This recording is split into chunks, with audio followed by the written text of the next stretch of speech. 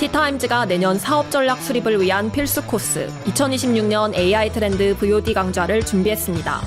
본격화할 에이전트 이코노미와 온디바이스 AI, 그리고 제조 AI, 서서히 모습을 드러낼 피지컬 AI와 메타버스의 부활, AI의 진화를 내년 사업 전략에 어떻게 반영해야 할까요?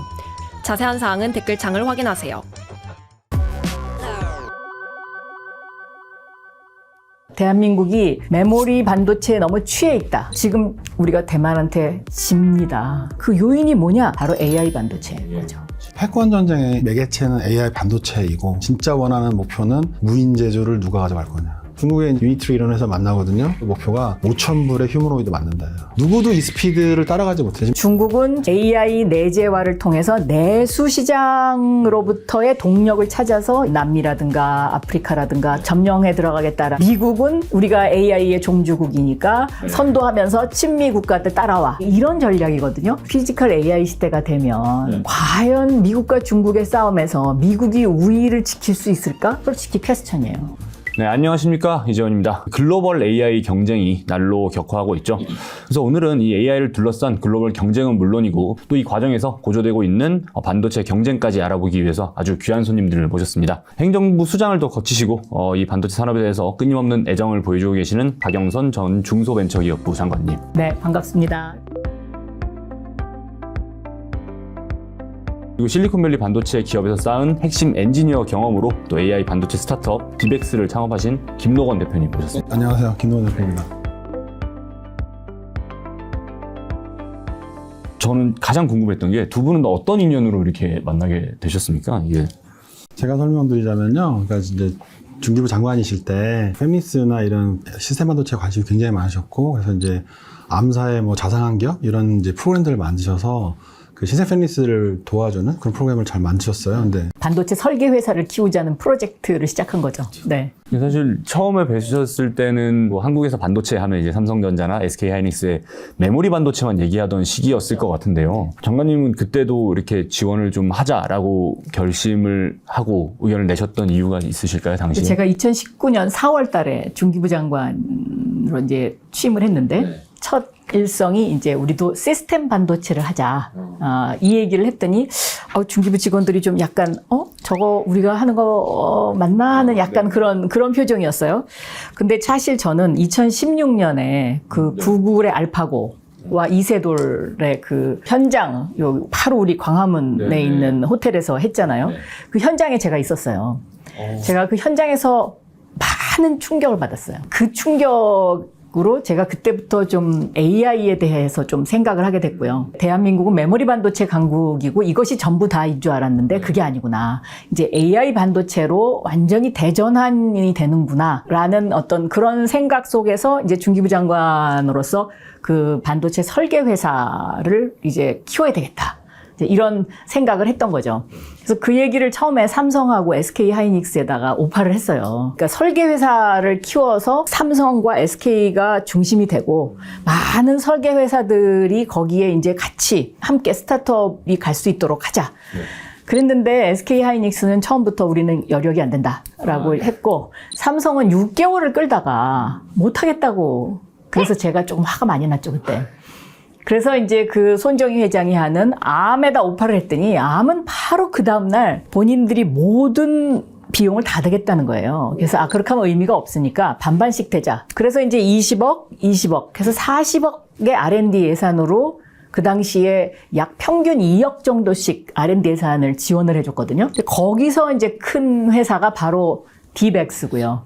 리벨리온이고 퓨리오사 AI고 모빌린티 또 사피온도 있었죠. 그러니까 이게 확률로 치면 엄청난 그 회사들이 지금 1조의 가치가 2억이 1조가 됐으니까요. 네. 그러니까 2016년도에 남들보다 훨씬 빠르게 AI 반도체에 대한 좀 필요성을 그때는 충격을 받았죠. 놀랐죠. 네, 깨달으신 거고 대표님 같은 경우에는 실리콘밸리 기업에서 많이 근무를 하셨다고 했는데 정확히 어디서 좀 어떻게 근무하셨는지 좀 여쭤볼게요. 이제 제가 그 처음 AI 반도체 접한 거는 이제 2010년도 이제 제가 UCLA 박사하고 있는 과정에 그 IBM TJ 왓슨이라고 하는 이제 전 세계 최고 연구소가 있어요. 이제 방문했는데 2010년이었는데 AI 프로세서를 좀 만들어 달라. CPU보다는 그래도 몇 배 빨랐으면 좋겠다. 뭐 이 정도로 이제 프로젝트 의뢰받고 이제 연구를 시작했는데요.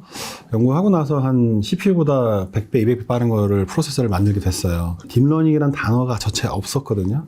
근데 이제 그거를 접하고 세상을 정말 바꿀 것 같다 이런 생각이 들었고, 그리고 이제 박사 졸업하고 이제 시스코 시스템즈를 갔는데요.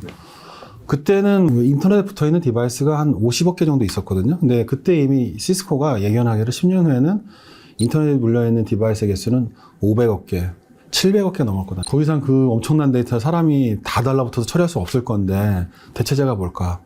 그때 이제 AI가 필요하다. AI만 필요한 게 아니라 AI를 구동시킬 수 있는 AI 칩도 필요하겠죠. 그때부터 이제 이게 이 방향으로 가는구나. 그러다가 이제 제가 애플에 스카우트에서 있었을 때 2015년 정도 됐을 때 이 AI는 가장 큰 변화를 일으킬 것 같다고 확신이 들었어요. 그럼 이건 그냥 데이터 센터에만 올 것 같지 않았고 모든 공간으로 다 오게 될 거라고 좀 예견이 됐어요. 엄청나네요. 그 당시에 예견했으면. 그러니까 이제 엔비디아가 하고 있는 서버는 잘할 거라고 봤고, 그러나 이걸 저전력으로 만들어서 다 뿌릴 수 있는 게 기술이 좀 필요하다. 그게 이제 온디바이스 AI라고 10년 전에 생각한 거예요. 또 2016년도에 제가 이제 애플 개발 IP로 들어가는 AP 담당 개발 양산 리드기도 했는데, 거기에 이제 첫 번째 그 온디바이스 NPU라는 게 탑재돼요. 그 페이스 언락킹 하는 기술로 쓰이게 되는데, 그게 저를 이제 등을 띠 밀어서 날보냈습니다. 어차피 이 방향으로 다 갈 것 같았는데 애플부터 가기 시작하니까 그럼 나는 이거를 모든 이제 사업자한테 공급할 수 있는 기술을 한번 만나보자. 그러니까 오픈 온디바이스 AI 반도체 이걸 한번 해보자. 해서 이제 창업한 게 디벡스가 됩니다. 장관님이 또 이렇게 저희 대담에 나와 주신 게 또 최근에 AI 반도체 관련된 이 책을 또 하나 집필을 하셨어요. 네. AI 3대 강국 벌써 세 번째 반도체 관련 네. 저서이시잖아요. 네. 어쩌다가 이렇게 반도체 관련된 책을 쓰시게 되신 겁니까? 첫 번째 저한테 샤크를 준 사람은 이건희 회장이에요. 그러니까 1990년대 초에 이건희 회장을 한 1시간 정도 인터뷰를 한 적이 있는데 반도체 얘기를 1시간 내내 하는데 제가 전문 용어를 절반도 못 알아들었어요. 너무 창피했어요. 그래서 반도체에 이거 좀 더 들여다봐야 되겠구나. 두 번째 저한테 샤크를 준 거는 바로 이세돌이죠. 그 구글 알파고하고. 그리고서 이제 세 번째는 중기부 장관이 돼서 우리도 시스템 반도체 강국이 돼야 되겠다. 메모리 반도체 강국에서 하나 더 나가는 이제 이런 캐치플레이즈 속에 디지털 경제로의 대전환.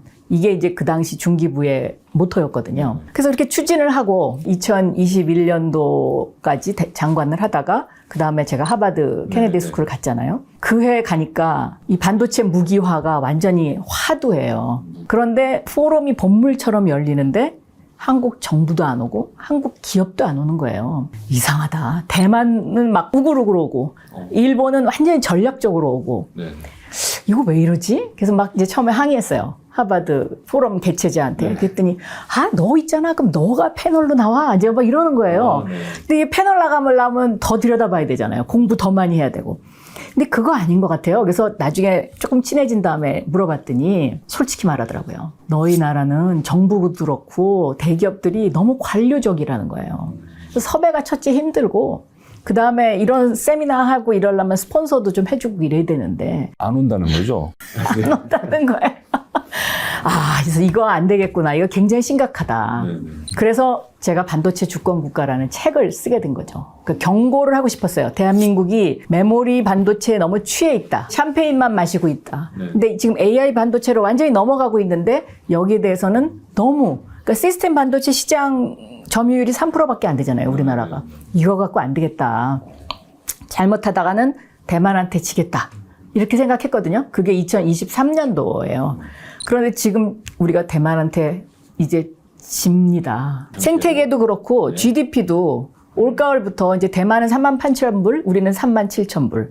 대만은 경제 성장 5%, 우리는 0.8%. 내년이 되면 대만이 GDP가 4만 불이 넘어갈 거예요. 그럼 우리보다 대만이 22년 만에 GDP에서 앞서는 거예요. 대만이 이렇게 앞서는 그 요인이 뭐냐? 바로 AI 반도체인 거죠. 네. 반도체 관련된 책을 저도 공부를 하려고 많이 사서 봤어요. 근데 대부분 뭐 공정 과정이라든지 한국의 기업에 계셨던 분들이 자기 뭐 후일담 정도 쓰시는데 기술 베이스가 아닌데 이렇게 글로벌한 시각으로 사실 쓰신 책이 저는 거의 처음이었고 너무 재밌게 읽었는데 어떻게 대표님도 보셨을 것 같은데 책 어떻게 보셨습니까? 오늘 나오게 된 단초도 이 책 때문에 나왔는데요. 왜냐면 사실 지금 AI 반도체 관련된 그 책들이 좀 있죠. 그러니까 이제 미국은 지금 치버라는 책이요. 몇 년 사이에 그 전략 물자와 전략 자산이자 전략 무기인데 우리가 이걸 놓쳤다라고 이제 그 사회 경종을 울려준 책이에요. 또 이제 그 모리스 창이 최근에 쓴 책인데 TSMC 세계 이제 1위의 비밀 이런 책을 이제 또 쓴 책이 있어요. 그렇다면 우리나라에서 지금 현재 AI 3대 강국이라는 국가 목표가 있는데 그 목표를 가지고 있는 밑그림과 디테일에 대해서 재현이나 또는 이 약간의 이제 조언을 알려줄 수 있는 산업 안에 있지도 않고 기술 전문가도 아닌 분이 알 수 없는 포인트들이 한 5개 정도 있어서 그 부분들 보면서는 이걸 어떻게 아셨을까 정도를 보면서 박영선 장관님의 이제 이 어떤 걸 딱 바라봤을 때 집요하게 정말 들여다보고 알려고 하는 그 순수한 호기심이 강렬하신 분이구나를 좀 느꼈고요. 아유, 감사합니다. 네.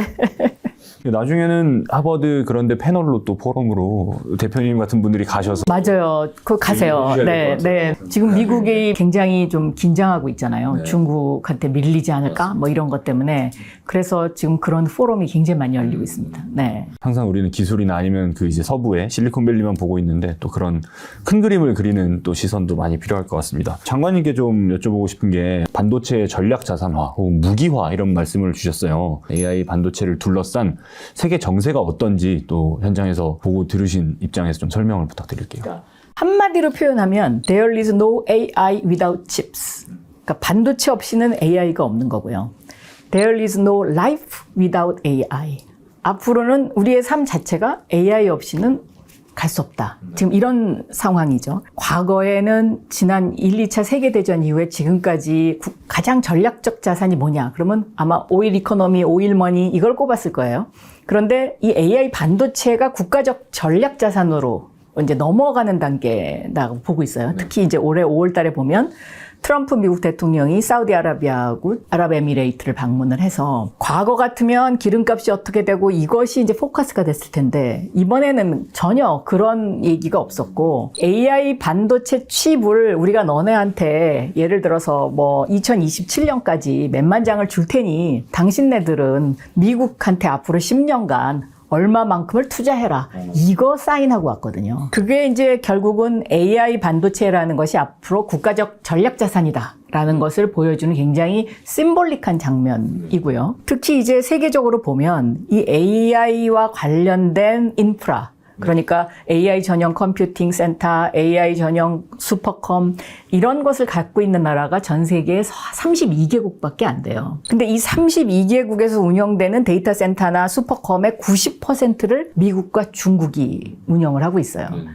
그러면 그 나머지 150여 개국이 아무것도 없는 거예요. 그럼 결국 이 나머지 150여 개국은 미국의 종속 국가가 되든지 중국의 종속 국가가 되든지 앞으로 어딘가 선택을 해야 되는 거죠. 그러면 우리가 AI 3대 강국이 된다? 그러면 미국과 중국 아닌 다 싫으면 한국으로 와라. 이런 전략이 지금 필요한 거죠. 더군다나 이 전력 문제 때문에 이 데이터 센터나 슈퍼컴을 150여 개국 국가들이 그렇게 쉽게 세울 수가 없을 거예요. 아마 앞으로. 그러다 보면 지금이 정말 너무나 중요한 AI 반도체와 관련돼서 전체적으로 국가적 어떤 그 AI와 관련된 그 위상이라든가 아니면 AI 산업이 앞으로 3년 안에 다 결정될 것이다. 그러니까 이제 예를 들면 AI의 단계를 크게 3단계로 보면 퍼셉션 AI, 이제 인식하는 거죠. 텍스트로 인식하고 이미지를 인식하고 그 다음에 생성형 AI, 챗GPT가 나온 거잖아요. 2022년 11월 달에 챗GPT가 나왔고 그 다음이 이제 에이전틱 AI로 넘어가는데 이 에이전틱 AI부터 AI가 산업화되는 거거든요.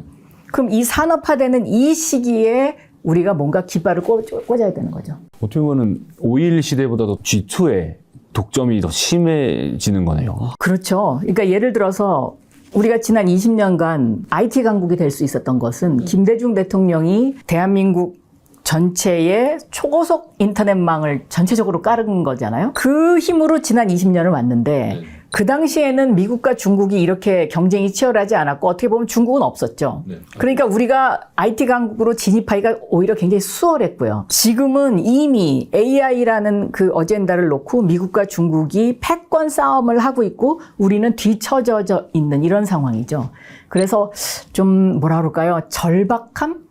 이런 것들이 좀 필요하다고 봅니다. 말씀 주신 대로 미국이나 중국 결국에는 뭐 기업들이 좀 주도를 해서 많이 간다고 저는 보이는데 이 기업들이 AI 반도체 하이퍼스케일러 뭐 데이터 센터 만들기 위해서 확보하고 엄청나게 구입하고 막 그러고 있는데 그런 시는 또 엔비디아가 막 주도를 하고 있잖아요. 또 빅테크들은 각자 칩을 만들기도 하고 근데 그런 상황에서 한국의 기업들이 최대한 확보를 한다고 해도 이게 충분할지도 저는 좀 궁금한데 그 부분에 대해서는 대표님은 어떻게 보십니까? AI 반도체 약간 설명을 하자면 하이퍼스케일러 시장들 있잖아요. 뭐 AWS, 구글, MS 어조 이런 게 있는데 제가 봤을 때 이제 엔비디아가 공부한 이유는 이제 세 가지예요. 그러니까 뭐 쿠다는 다 아실 것 같고 소프트웨어 에코시스템인 거. 근데 예를 들면 잘 보지 못하지만 NVLink, 그다음에 인피니밴드라는 이제 커넥티비티 기술을 갖고 있는데요. 라지 데이터 가지고 AI 처리하려면 칩 한 개로 처리 못 하거든요. GPU도 여러 개 묶어야 되는데 그때 이 통신 레이턴시가 7배 빠르다. 압도적 격차고요. 이런 거를 한 단기간에 어떻게 그냥 이겨내기가 좀 어려워요. 예를 들면 AWS도 자체 칩을 만들고 뭐 구글은 TPU로도 유명하고 MS 어주도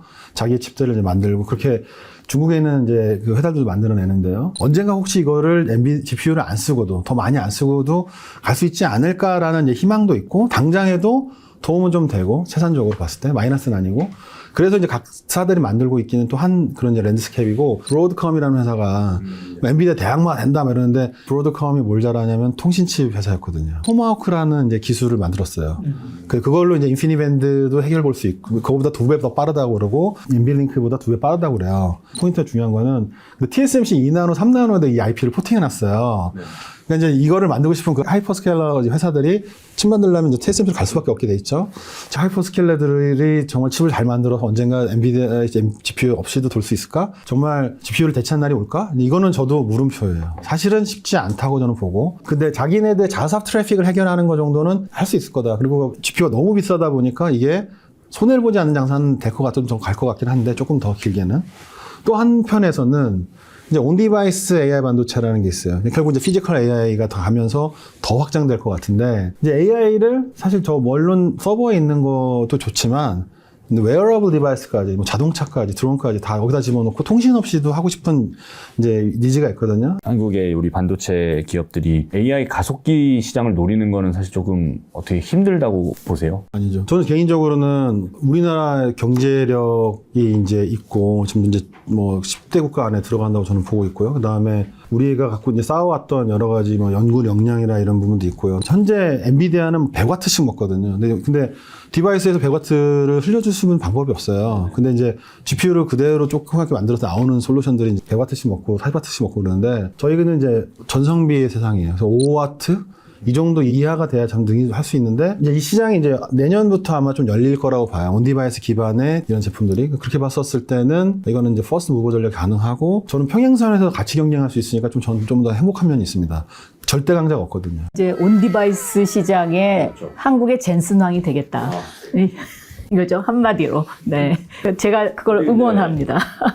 온디바이스 AI 반도체 시장을 잘 보시고 들어가신 거잖아요. 인사이트가 있는 거죠. 네. 혹시 뭐 온디바이스 AI 반도체 관련해서 조금 더 대표님께 여쭤보고 싶으신 부분이 있으실까요? 에이전틱 AI 시대 다음에 이제 피지컬 AI로 넘어가잖아요. 그러면 저는 이 피지컬 AI는 현장에서의 그 연산이 이게 굉장히 중요하다고 생각해요. 그렇기 때문에 온디바이스 이 AI가 더 수요가 늘어날 거다 이렇게 보고 있는데 어떻습니까? 그러니까 이제 피지컬 AI라는 단어하고 온디바이스 AI하고 거의 사실 같은 얘기인데요. 근데 기존에 로봇을 만들어서 어디 공장에서 어떤 액션을 취한다 그러면 그 엄청나게 스마트하신 연구원들이 엄청난 코딩을 해야 돼요. 그게 쉽지 않아서 그 수십 년 동안에 사실 전력화를 못 했는데 이 생성형 AI를 넣어보니 거의 인간의 지능이 가능하잖아요. 근데 최근에는 그냥 한 번 동작을 딱 보여주면 그냥 따라하는 거예요. 그러니까 이제 피지컬 AI를 사람들이 가장 클 거라고 보는 이유가 엄청난 노동을 대체할 수 있고 그러니까 이제 거의 무인 제조로도 갈 수 있는 그걸 보면서 이제 피지컬 AI 쪽에 대한 기대가 굉장히 높아지고 있습니다. 그러면 이 칩도 굉장히 다양하게 나와야 되는 거죠? 온디바이스 AI 칩도. 하나의 칩으로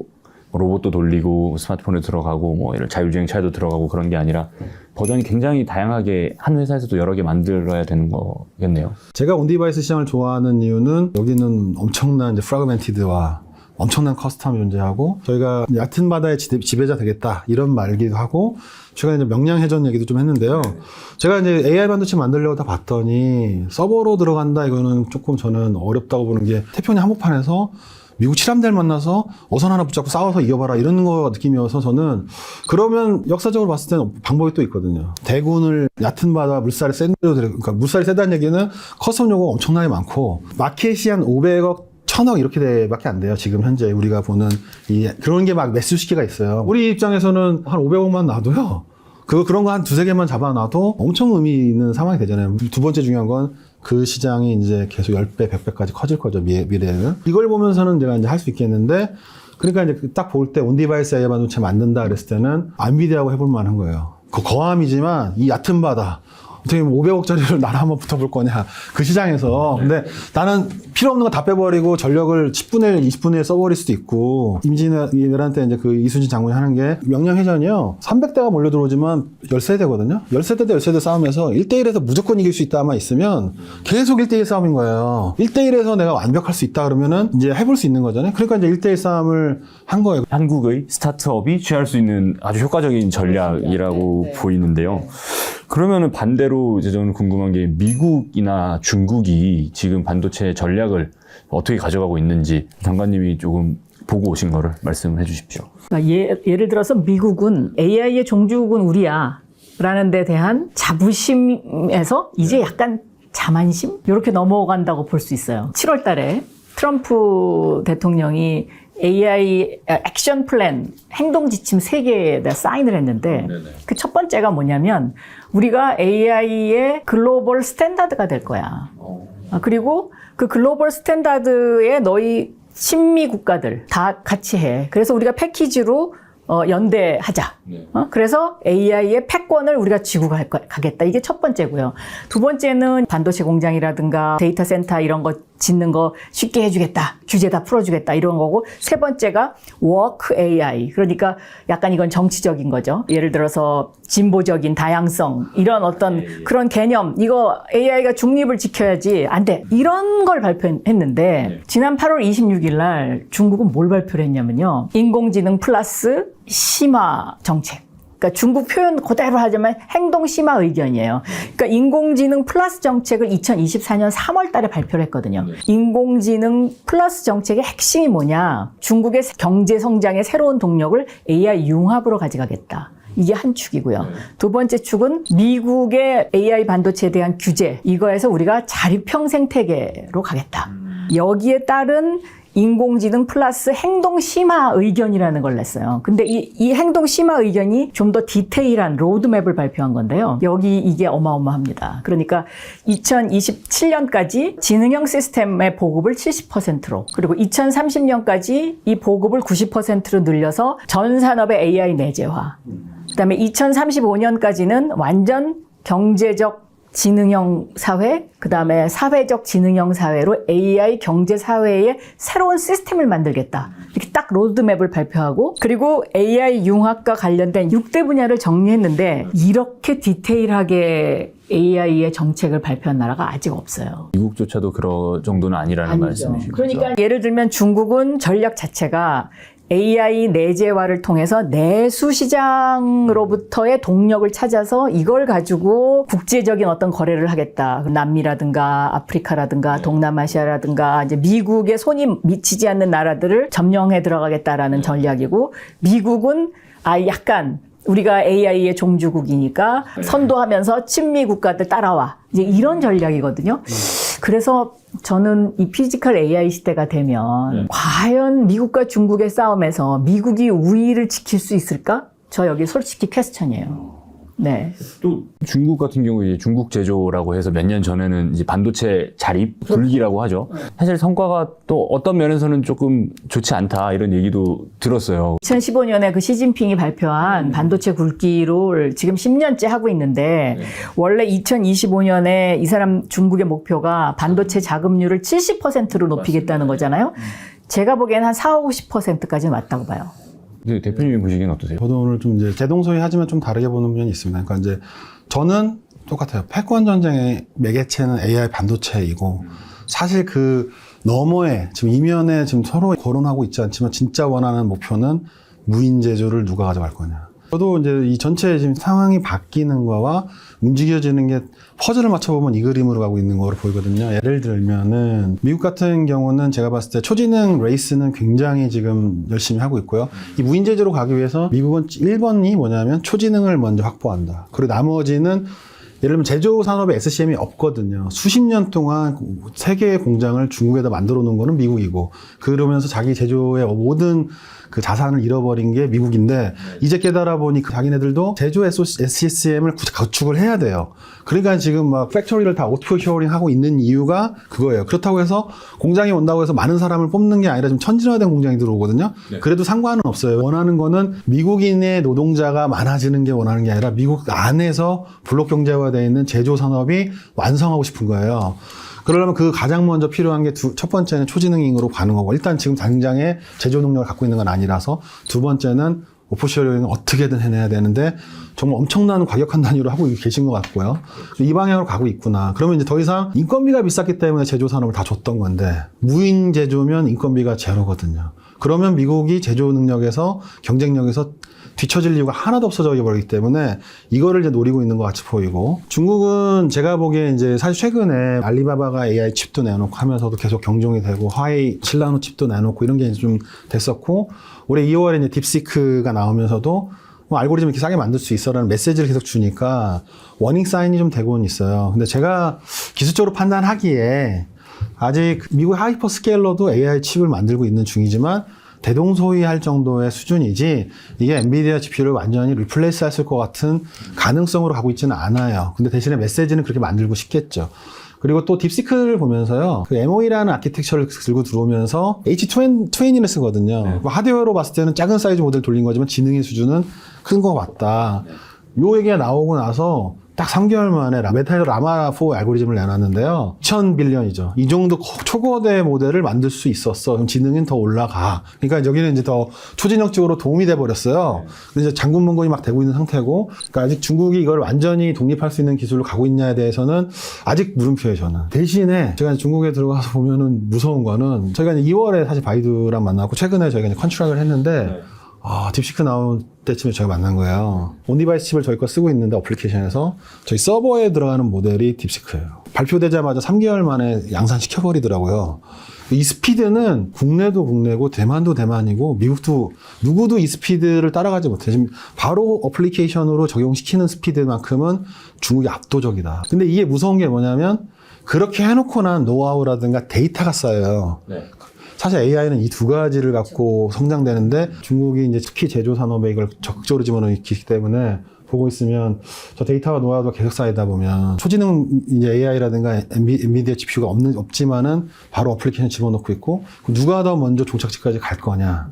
그 세 번째 질문은, 한국은 이 레이스에서 세 손가락 안에는 들어가야지만 되겠다. 그러면 우리가 이제 인류 국가로 갈 수 있는 거고, 이 레이스를 놓치면 우리 미래 뭐지? 라는 생각이 좀 들긴 하는 포인트입니다. 그렇죠. 기술은 미국이 앞설 수 있지만, 제가 보는 관점에서는 이 가격 경쟁력 면에서, 특히 이제 그 피지컬 AI 시대 무인 로봇, 이것을 중국만큼 싸게 만들 수 있는 나라가 없거든요.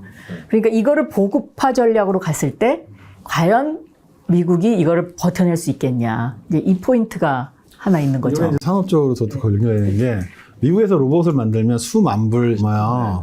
그러면 이제 수만 불은 몇 천만 원 차보다 비싸잖아요. 그럼 사람들이 어디다 써? 그러지만 얘는 한번 사가지고 10년 동안 일시키면, 인건비로 환산시키면 안 비싼데? 이게 돼버려요. 그래서 그것도 괜찮다. 1년 연봉 정도. 1년 연봉인데 심지어 24시간 계속 일하잖아요. 이거 쉬지 않고. 자기 혼자도 뭐 배터리를 계속 갈아 끼니까. 근데 제가 중국에 이제 저희 칩을 프로모션 하면서는 로봇 회사들도 유니트리 이런 회사 만나거든요. 얼마 전에 15,000불 정도의 로봇을 만든다 해서 놀랐어요. 15,000불에 만들어져? 근데 지금 저기 로봇 시장에서 목표가 5,000불의 휴머노이드 만든다예요. 그리고 단위가 다른 게 초도 물량이 5만 대, 10만 대 이렇습니다. 중국에서 한 회사가, 그러니까 한 20개 회사가 정도가 이제 선두권에 있는데 한 회사가 만드는 양이 5만 개, 10만 개 이러니까 초기 PO가 5만 개, 10만 개 이러니까 100만 대 이상 올라갈 거라고 보는 거거든요. 제조의 경험도 그렇고 이 데이터가 쌓이는 속도도 그렇고 이 차원이 다르네요, 완전히. 그러니까 무인 드론 시장을 중국이 가격 경쟁력으로 처음에 밀고 들어와서 그 시장을 다 장악해버렸잖아요. 저는 걱정하는 게 이제 이 로봇도 중국이 그런 전략으로 갈 거거든요. 우리나라 대학교에 있는 그 랩에 가보면 다 중국 로봇이에요. 그러니까 다 그냥 3천만 원짜리 이런 로봇을 갖다가 그걸로 실험을 하고 있어요. 그러니까 저는 그 부분이 좀 많이 걱정돼요. 그래서 제가 이제 현대자동차 로보틱스 랩하고도 3년 전부터 붙잡고 이거 얘기하는, 그러니까 지금 양산 내년에 나올 제품 2개가 저희가 이제 저희 집에 다 들어가요. 포스코 같은 경우도 공장자동 베트남 공장에 이미 들어갔고 이제 다른 프로젝트는 계속 들어가는데, 그래서 제가 이제 그 랩장님들 붙잡고 하는 얘기예요. 우리가 이거를 국내에서 해내지 못하면 중국 사이즈가 다른데 우리도 이제 저가 공략에서도 이겨낼 정도까지를 해야 된다. 그래서 그 개발자 수장 대 수장이 얘기할 때는 그래, 우리나라 산업을, 미래 산업을 위해서 우리가 진짜 열심히 해야 된다 지금 이런 얘기를 할 정도로 위기감을 느끼고 있습니다.